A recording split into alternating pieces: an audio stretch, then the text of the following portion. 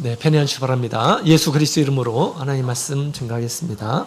오늘 주시는 하나님의 말씀 계시록 22장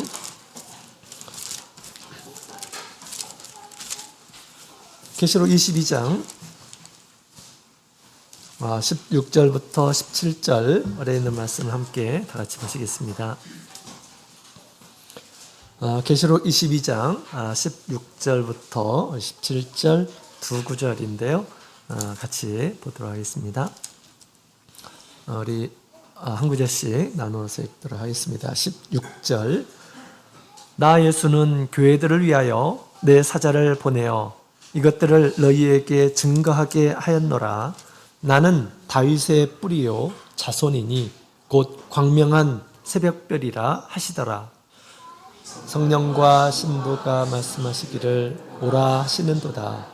듣는 자도 오라 할 것이요 목마른 자도 올 것이요 또 구원하는 자는 값없이 생명수. 아멘. 할렐루야. 네, 반갑습니다. 오늘 거룩한 안식일 시작하는 시간부터 우리 하나님께 마음을 두시고 우리 하나님의 성전을 찾으신 우리 모든 분들에게 하나님께서 예비하시는 안식이 여러분의 심령 가운데 가득하기를 원합니다. 우리 하나님 안에서 우리 몸과 마음이 참된 쉼을 얻는 그런 시간이 되었으면 좋겠습니다. 자, 오늘 이 시간에는 우리 계시록 거의 마지막 부분입니다. 생명수를 받으라 라고 하는 제목으로 함께 말씀을 나누도록 하겠습니다.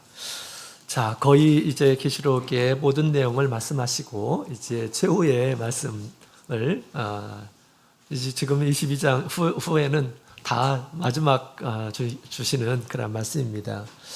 마지막의 말씀이기 때문에 더욱 한마디 한마디가 참 소중하다라는 그런 생각이 들어요.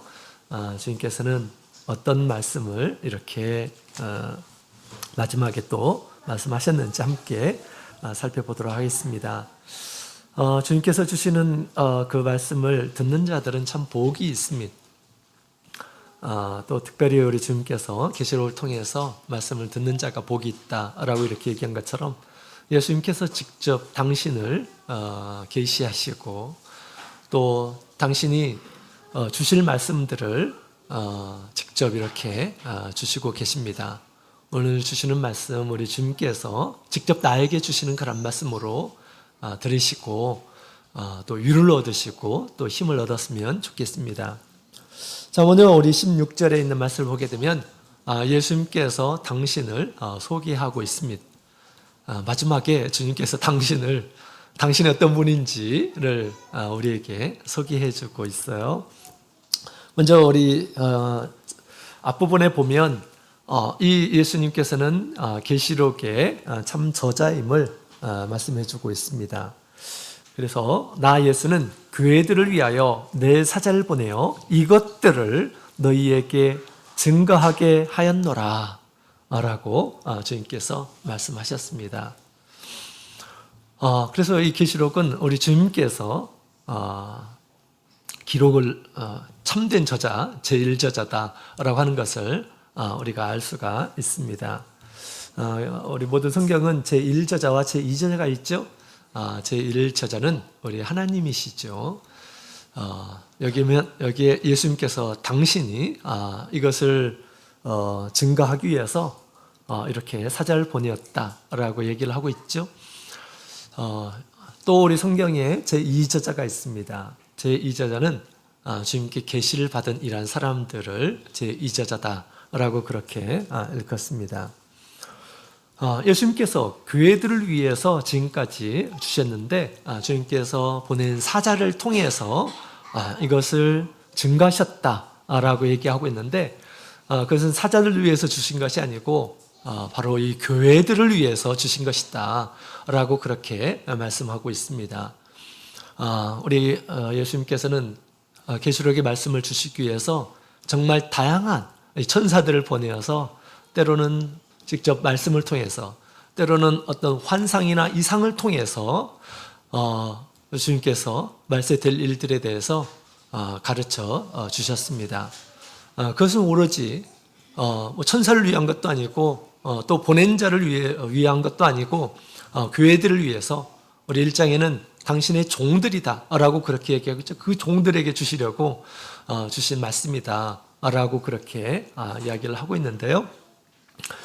이처럼 우리 주님께서는 이제 우리 사자를 통해서, 천사를 통해서, 또 이 시대 하나님의 종들을 통해서 끊임없이 우리 교회가 준비해야 할, 맞이하게 될 그런 일들과 또 우리가 어떤 신앙을 준비해야 될지 주님께서 우리에게 알려주시고 계십니다.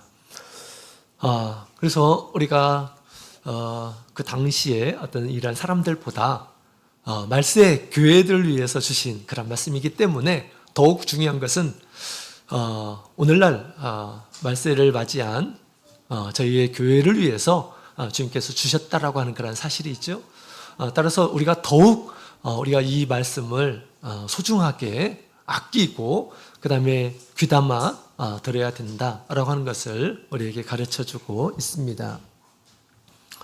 자, 그러면서 우리 이제 예수님께서는 당신을 소개하고 있습니다. 그게 세 가지의 내용을 얘기하고 있죠. 첫 번째로는 다윗의 뿌리다라고 그렇게 말씀하고 계십니다. 다윗의 뿌리, 이 다윗의 뿌리, 그 다음에 두 번째로는 또 자손이다라고 그렇게 이야기를 하고 있습니다. 다윗의 뿌리이자 다윗의 자손. 이것은 많은 것을 이렇게 포함하고 있는 그런 단어입니다. 다윗의 뿌리다라고 하는 것은 다윗의 근본이시다라고 하는 그런 뜻입니다. 다윗을 있게 하신 분이 곧 우리 예수님이심을 가르쳐주고 있습니다. 그 조상 아브라함을 세우시고 여러 가지 약속을 하셨던 그 하나님, 바로 하나님께서 곧 예수 그리스도이심을 예수님께서 이렇게 숨기지 않고 나타내신 그런 모습을 보게 됩니다. 그래서 우리 하나님께서는 예수님은 바로 세상에 다윗을 세상에 보내시고 또 부르시고 또한 다윗에게 영원한 나라를 세울 것이다 라고 그렇게 약속하셨는데 바로 그 하나님께서 곧 예수 그리스도이심을 증거해주고 있습니다. 아브라함을 통해서 약속하셨던 것이 이제 다윗을 통해서 더 구체적으로 그 나라에 대해서 이렇게 그림자처럼 보여준 그런 내용인데요. 그것을 온전히 실현하신 분이 바로 예수님이시다라고 하는 것을 얘기해 주고 있고요. 그 다음에 두 번째로는 다윗의 자손이다라고 그렇게 이야기를 하고 있죠. 다윗의 후손으로 오실 분이 바로 예수님이셨다라고 하는 것을 얘기해 주고 있습니다. 그래서 이것은 우리 예수님에 대한 두 가지의 신분을 대표한 그런 말씀이죠. 그래서 예수님은 사람의 아들로 태어난 인간의 모습뿐만 아니라 다윗의 근본 되신 하나님이시다라고 그렇게 이야기하고 있는데요. 이것은 성경 여러 곳에 이렇게 예수님께서 그런 분으로 오실 것임을 예고하고 있었죠. 이사야서 9장 6절 또 11장 1절을 통해서 또 우리 예수님께서는 근본 하나님이시지만 전능하신 하나님이시지만 아들로서 이 세상에 오실 것임을 얘기하고 있고 하나님께서 다윗에게 약속한 모든 것을 이루실 분으로 오실 것임이 약속되어 있었다라고 하는 것이죠. 바울 사도도 로마서 1장 3절에서 5절에 있는 말씀을 보게 되면 예수님은 육체로 보면 다윗의 후손이요 또 영으로 보게 되면 하나님의 아들과 같은 분이시다라고 그렇게 이야기를 하고 있는 것이죠. 그래서 우리는 예수님, 과거의 예수님의 오신 육신의 모습을 많은 이런 사람들이 보았을 때 예수님은 흠모할 만한 어떤 것도 없었고 또 예수님께서 태어나서 자란 이런 곳을 보게 되면 사람들에게 무시를 받는 그런 경우들이 굉장히 많이 있었습니다. 뭐 나사렛에서 뭐 좋은 것이 나올 수 있느냐, 훌륭한 사람이 나올 수 있느냐라고 하면서 무시를 받기 일쑤였던 것이죠.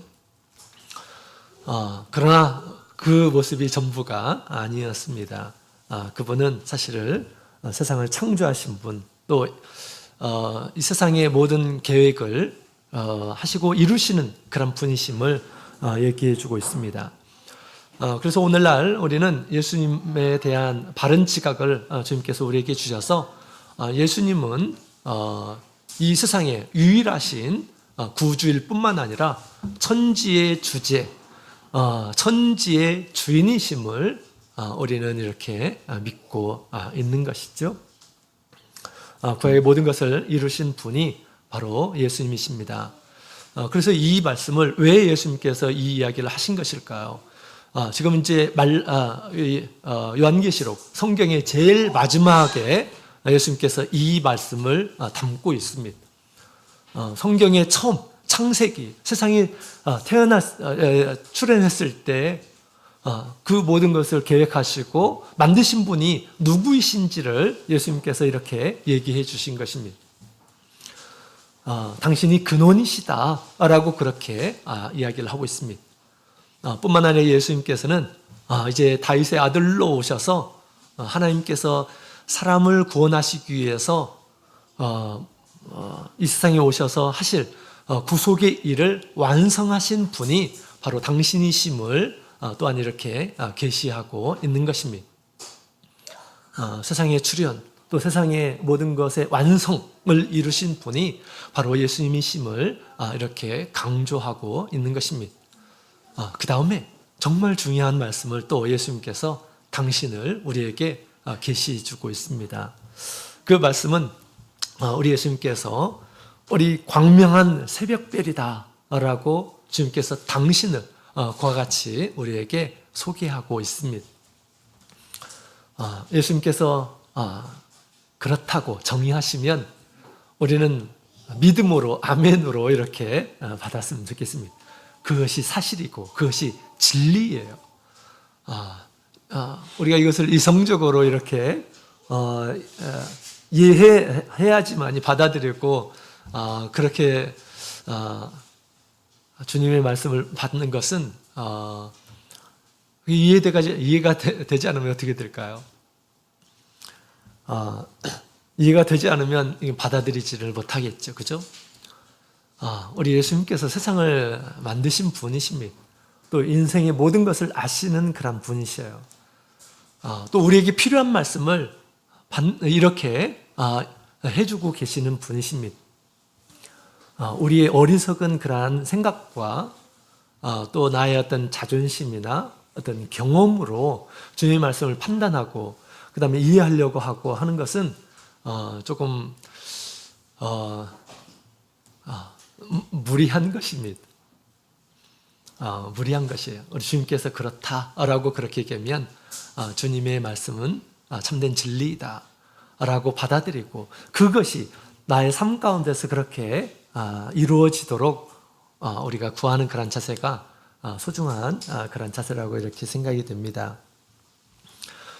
그래서 예수님께서 당신에 대해서 광명한 새벽별이다 라고 그렇게 말씀하고 있죠. 그럴 때 우리는 주님 저에게 광명한 새벽별이 되게 해 주십시오. 나에게 그런 분으로 알게 하여 주십시오. 또 그렇게 나타내 주십시오. 우리가 마음을 열고 주님의 복음의 말씀을, 진리의 말씀을 받아들이는 것이 소중하다라고 하는 것이죠. 우리의 마음을 열고 주님의 말씀을 받는 이러한 사람들에게 복이 있습니다. 자, 예수님께서 왜 이와 같이 당신을 소개한 것일까요? 여러 가지 사실은 예수님은 어떤 분이신가 굉장히 많은 것으로 얘기할 수가 있습니다. 요한복음에는 예수님의 당신의 계시, 자기 계시 7가지 자기 계시가 있었죠. 예수님은 누구시다. 다양한 편으로 이렇게 얘기를 하고 있습니다. 그것 외에 또 예수님은 어떤 분이시다. 다양하게 제시할 수 있을 것입니다. 그런데 오늘 본문의 내용을 보게 되면 그리고 마지막에 계시록의 마지막 부분에 주님께서 이와 같이 우리에게 지금 얘기하고 있는 것입니다. 당신은 광명한 새벽별이다 라고 그렇게 말씀하고 있습니다. 광명한 새벽별. 우리에게 있어서 광명한 새벽별이 되기를 원합니다. 자, 그렇다면 예수님께서는 왜 이처럼 얘기한 것일까요? 광명한 새벽별은 옛날에 이제 금성을 가리킨 그런 표현으로 많은 이란 사람들이 인식을 했습니다. 이 금성은 여러분 우리 언제가 제일 깜깜한 때라고 이렇게 얘기합니까? 새벽이 가까울 때가 가장 깜깜할 때, 어두운 때라고 합니다. 그 가장 어두운 때, 곧 있으면 아침이 온다라고 하는 것을 신호를 하고 그 다음에 밝혀주는 것이 바로 이 금성, 새벽별이라고 이렇게 얘기를 합니다. 새벽이 가까울 때, 그리고 가장 어두울 때 비추는 이 별이 바로 이 새벽별이라고 하는 것이죠. 그만큼 우리 말세가 되면 될수록 예수님께서 오심이 가까우면 가까울수록 이 세상은 참으로 더욱 어두워지게 될 것임을 얘기해 주고 있습니다.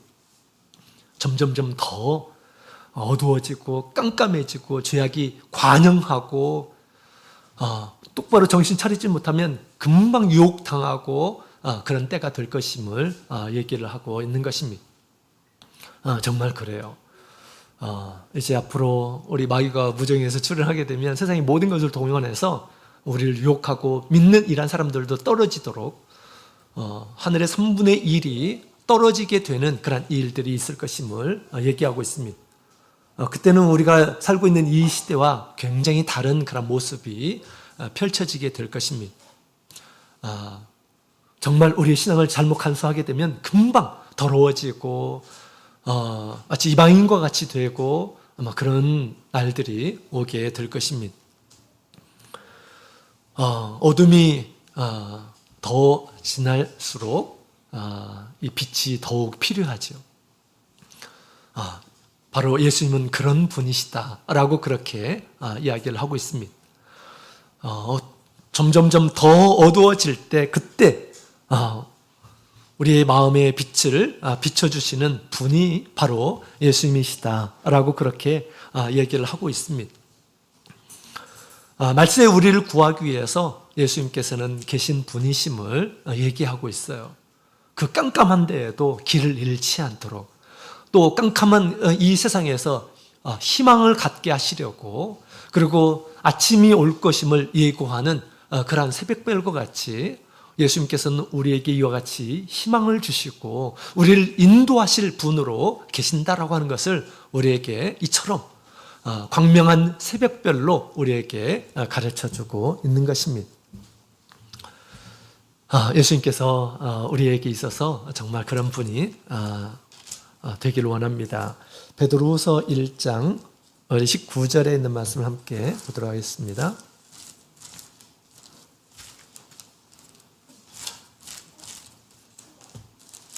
베드로후서 1장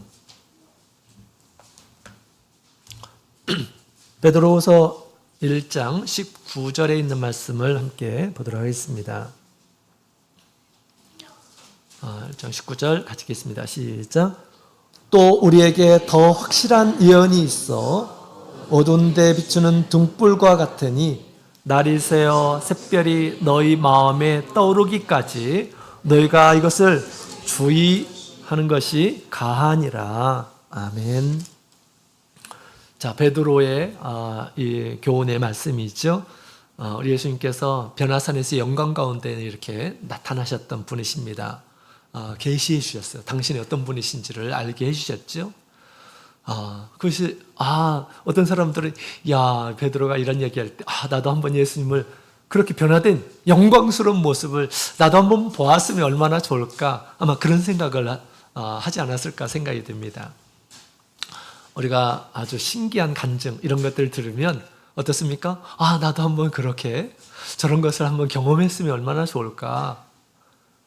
뭘 보았으면 얼마나 좋을까. 뭐 이런 생각도 갖잖아요. 그죠? 지금 베드로가 그 이야기를 하면서 그런 얘기를 합니다. 우리가 두 눈으로 보았던 것보다 더욱 확실한 그런 예언이 있다. 이것이 우리의 어두움의 등불과 같은 것이다 라고 그렇게 이야기를 하고 있습니다.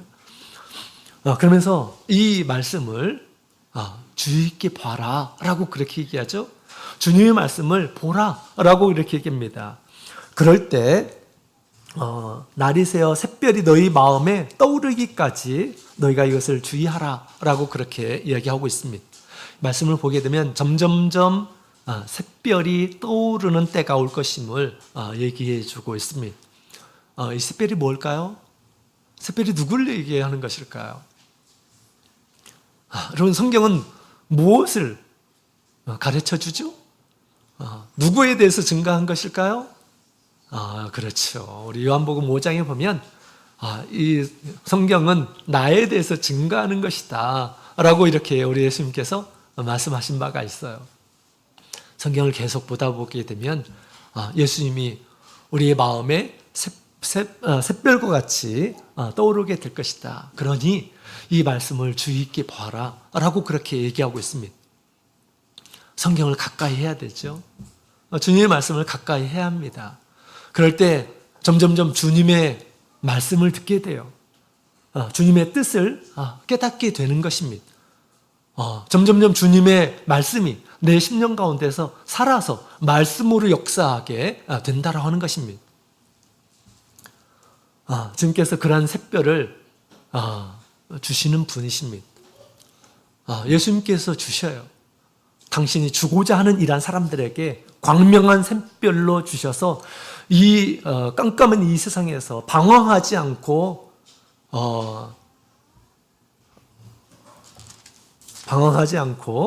또 넘어지지 않도록 주님께서 샛별을 주시는 분이십니다. 우리 계시록에 있는 말씀을 함께 보도록 하겠습니다. 계시록 2장 28절.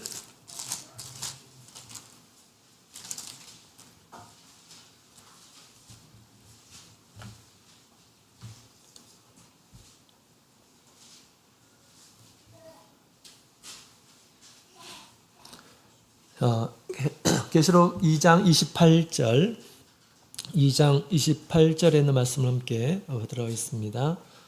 시작. 내가 또 그에게 새벽별을 주리라. 아멘.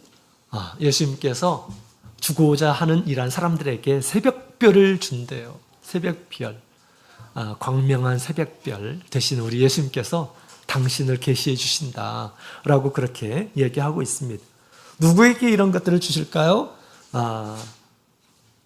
주님의 말씀을 지키는 자에게 주님께서 주신다라고 그렇게 이야기하고 있습니다. 이기는 자와 끝까지 내 일을 지키는 그에게 주님께서 만국을 다스리는 권세를 줄 뿐만 아니라 또 새벽별을 주실 것이다 라고 그렇게 얘기하는데, 사실 이것은 우리 두아디라 교회에 주신 그런 약속입니다.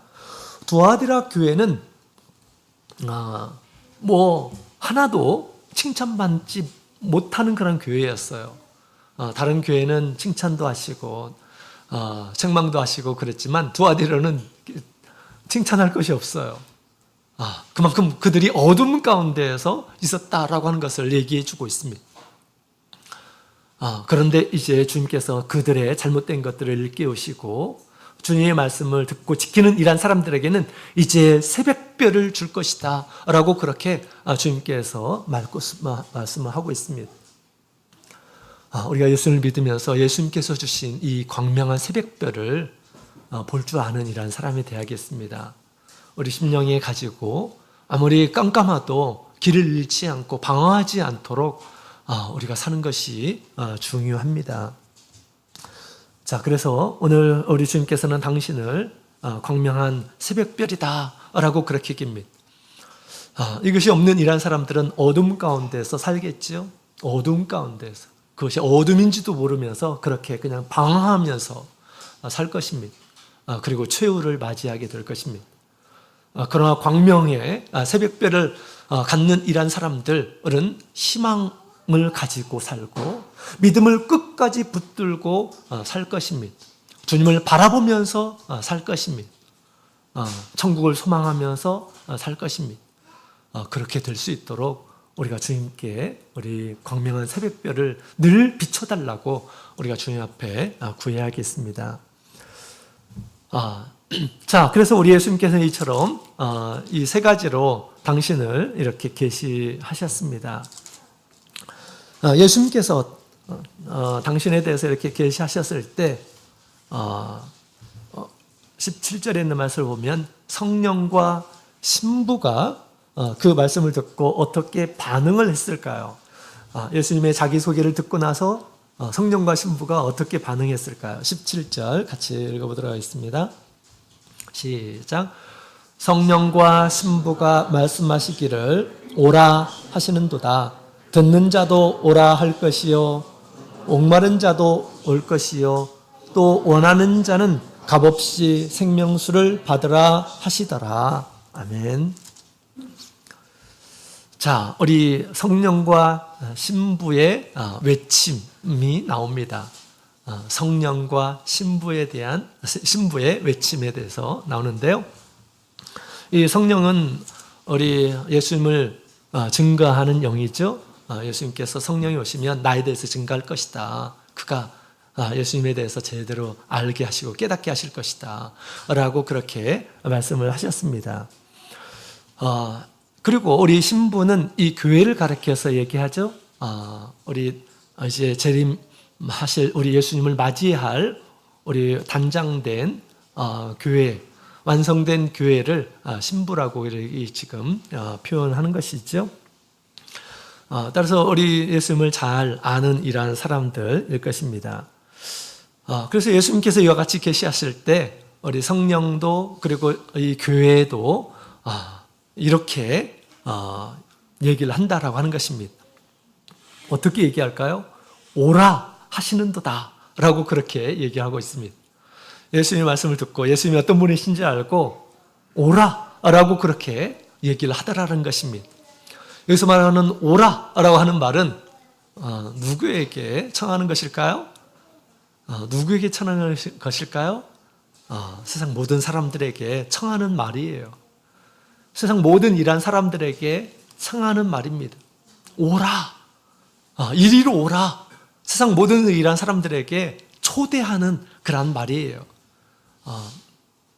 왜 초대하는 것입니까? 누구를 만나라고 초대하는 것일까요? 예수님을 만나라고 초대하는 것입니다. 세상 모든 일한 사람들에게 지금 성령도 그렇게 말씀하시고 또 교회도 이와 같이 얘기를 하고 있습니다. 교회는 무엇입니까? 예수님의 신부고 예수님을 잘 아는 이러한 존재입니다. 또 우리 거룩한 성 새 예루살렘에 거하는 이러한 사람들이에요. 거룩한 성 새 예루살렘에 거하는 이러한 사람들이 예수님이 어떤 분이신지를 알고 세상을 향해서 믿지 않는 이러한 사람들을 향해서 오라라고 그렇게 초대하고 있다라고 하는 것입니다. 우리가 예수님을 안다고 한다면 당연히 이와 같이 우리가 초대해야 되겠죠. 거룩한 성이 어떤 곳이라고 우리가 안다고 한다면 우리는 이와 같이 초대를 해야 된다라고 하는 것이죠. 듣는 자도 오라, 목마른 자도 올 것이요 원하는 자도 오라라고 그렇게 얘기합니다. 이곳으로 오라라고 그렇게 얘기하는 것이죠. 하나님이 여기에 계시고 우리를 구원하신 분이 여기 계시고 광명한 새벽별이 되신 분이 여기에 계시니 너희가 오라라고 그렇게 얘기하고 있다라고 하는 것입니다. 자, 이것은 저와 여러분이 외쳐야 할 말이죠. 세상 많은 일한 사람들에게 우리가 예수님을 경험했다고 한다면 세상 많은 일한 사람들에게 이곳으로 오라라고 그렇게 우리가 외쳐야 할, 선전해야 할 내용입니다. 목마른 자야 와라, 원하는 자도 올 것이다 라고 그렇게 이야기하고 있죠. 그러면서 값없이 생명수를 받으라 라고 그렇게 이야기를 하고 있습니다. 값없이 생명수를 받으라. 목마른 자들에게 이렇게 외치고 있는 그런 모습을 우리 예수님께서 들으시고 또 이것을 또 오늘날 우리에게 보게 해주셨던 것이죠. 우리가 장차 할 일들을 주님께서 아시고 또 이것을 우리에게 지금 일깨워주고 있는 것이죠. 그래서 우리는 이처럼 우리가 교회에 이 생명수가 있죠. 생명수가 어디에 있습니까? 거룩한 성 새 예루살렘에 흐르는 모습을 주님께서 가르쳐 주고 있죠. 그 생명수를 마시고 우리 세상 많은 이러한 사람들을 향해서 지금 목말라 하고 있는 이러한 사람들에게 또 어떻게 살아야 할지 모르는 이러한 사람들에게 이리로 오라, 이리로 오라 라고 그렇게 지금 세상 많은 이러한 사람들에게 외치고 있다고 하는 것입니다. 너희도 값없이 생명수를 마시라 라고 그렇게 이야기하고 있다고 하는 것이죠. 마치 우리 사마리아 여인이 예수님을 만났죠. 그래서 예수님께서 우리 성령에 대해서 주님께서 가르쳐 주셨습니다. 이때 예수님을 만나서 얼마 되지도 않았는데 예수님의 만남 가운데에서 그 인생의 어떤 신앙의 해답을 구하게 되죠. 그러나서 본래 이제 물을 길러 왔는데 물동이를 놔두고 지금 사마리아 성에 들어가서 내가 그리스도를 봤다 라고 하면서 와 보라 라고 하는 그런 모습을 우리 가르쳐 주고 있습니다. 이처럼 우리가 우리의 모든 이 세상의 어떤 목마름을 해결해 주시는 우리 주님을 만났습니다. 또 성령이 우리 가운데 거하고 있죠. 그것을 맛본 이러한 사람들은 마땅히 세상에서 믿지 않는 이러한 사람들에게 오라, 너희가 찾고 있는 구세주가 이곳에 있다라고 그렇게 우리는 증거할 수 있어야겠습니다. 계시록 21장 3절에서 8절에 보면 그 생명수를 마시는 자는 새로운 마음을 갖게 될 것임을 주님께서 말씀하고 있습니다. 모든 눈물이 씻어지고 사망과 애통과 곡하는 것이나 아픈 것이 다시 있지 않다라고 그렇게 얘기를 하고 있습니다. 거룩한 성 새 예루살렘에 바로 이 생명수가 있습니다. 마치 이곳은 예수님께서 변화하신 산이에요. 예수님께서 변화하신 산. 이 제자들이 예수님을 보고 나서 여기가 젖도소이다 라고 그렇게 얘기하지 않습니까? 그죠?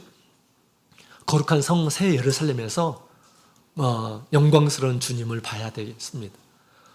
또한 주님께서 주시는 성령의 충만함, 생명수를 공급받아야 하는 것이죠. 그럴 때 우리가 세상을 향해서 그와 같이 외칠 수 있을 것입니다. 이번에 지금 단기 신학이 이제 끝나게 됐는데 이번 총회에서 이 단기 신학 하는데 아주 특별한 분이 한 분 오셨습니다. 그 중경그룹의 회장님이신데요. 지금 현임 회장님이십니다. 1,000억 원이 넘는 그런 매출을 보유하고 있는 그런 회사입니다. 이분이 다른 교회를 다니다가 우리 교회 이제 소개해서 우리 교회를 이렇게 오셨어요. 먼저 이제 아내가 이렇게 믿었죠 최근에. 그러나서 이제 이분도 같이 이렇게 믿게 됐는데 우리 교회에 와서 이제 한 달을 정해놓고 이제 믿기 시작했는데 아는 그런 지인이 그 교회는 이상한 교회다. 왜 그런 교회 가려고 하느냐라고 그렇게 얘기를 하더라는 것입니다.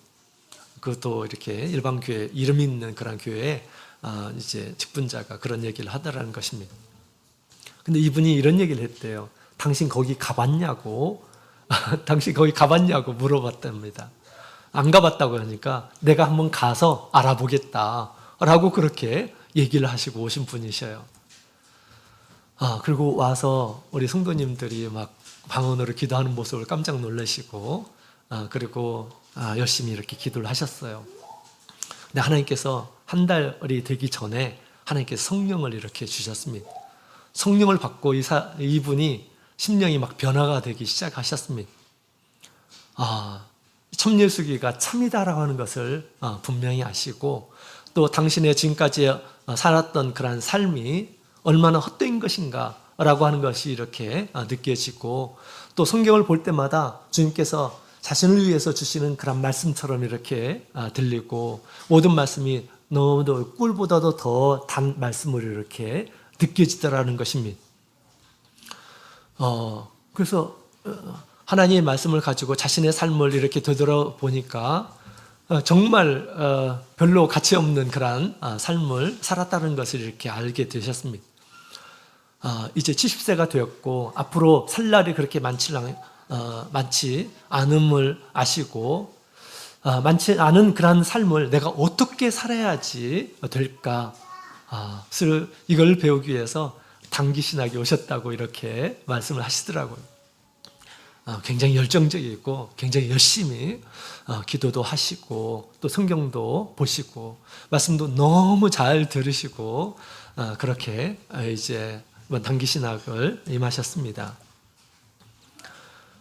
그래서 우리 하나님께서는 이처럼 우리 세상이 맛볼 수 없는 것들을 알게 하셔요. 하나님을 만나고 나서 하나님의 말씀이 얼마나 소중한가, 또 성령께서 그 마음을 변화시켜 주시는 그런 마음이 얼마나 귀한가라고 하는 것을 알게 해주신다는 것이죠. 여러분, 세상에 있는 많은 일한 사람들은 자신을 기쁘게 해주는 것을 늘 찾고 다닙니다. 세상이 주는 그런 포도주를 찾고 또 찾고 또 찾고 합니다. 그러나 세상이 주는 그러한 포도주는 모자라게 되어 있어요. 하나님께서 그렇게 만들었습니다. 세상의 것으로 결코 사람의 심령을 채울 수 없음을 얘기해 주고 있습니다. 마치 어린아이가 부모님을 잃었을 때 어떻습니까? 무엇을 줘도 바꿀 수가 없어요. 부모님을 잃었을 때는. 사실 우리가 그런 상태인 것입니다. 제가 어렸을 때 초등학교 전에 제가 입양을 이렇게 간 적이 있어요. 작은 집으로 입양을 갔습니다. 저희 그때만 해도 시골에서 살았고, 그 다음에 작은 집이 서울이었는데, 그 어렸을 때 제가 갈 때서부터 계속 울었답니다. 이 아이를 어떻게 하면 울지 않게 할까 하면서 막 여러 가지 좋은 것도 많이 먹이고, 그 다음에 놀이공원을 이렇게 간 기억이 납니다. 청룡 열차를 타고 했었던 그런 기억도 나는데, 계속 울더라는 거예요. 계속 막 밤낮으로 깨있을 때는 계속 부모님을 찾고 울더라는 것입니다. 그래서 나중에는 다시 데리고 오셨답니다. 그래가지고 집에 왔을 때 비로소 제 울음이 그쳤다는 그런 이야기를 이렇게 해주시더라고요.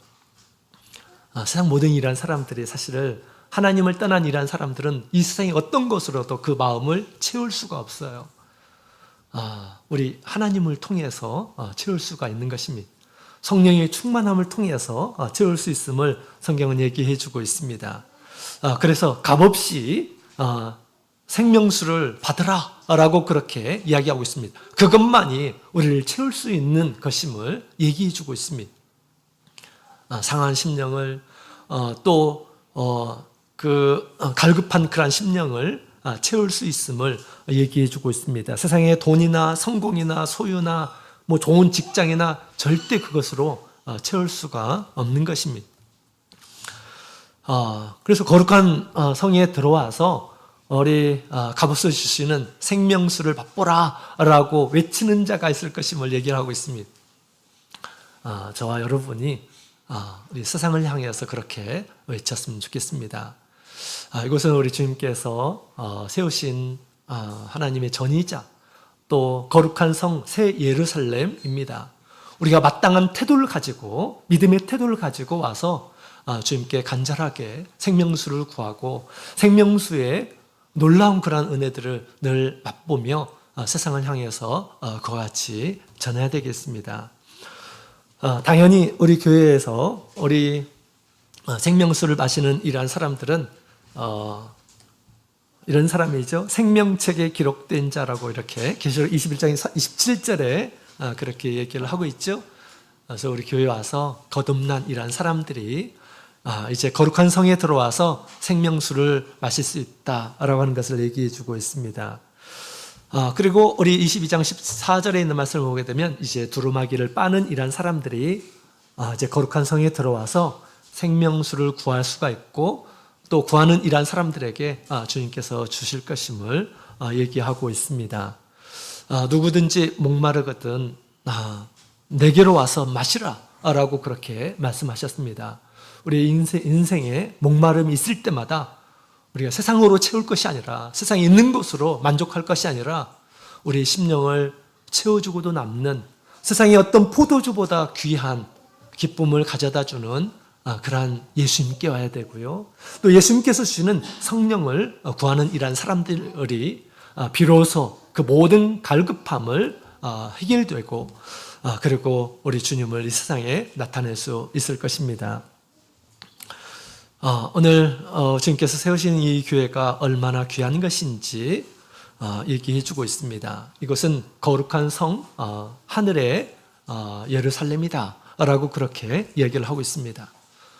늘 이곳에 올 때마다 믿음으로 찾으시고 이곳에 강물처럼 흐르는 이 생명수를 늘 구하고 또 맛보고 해서 이 생명수를 세상 모든 일한 사람들에게 전하는 우리 모든 성도님들이 다 되시기를 예수님의 이름으로 축원드립니다. 다 같이 묵도드리겠습니다.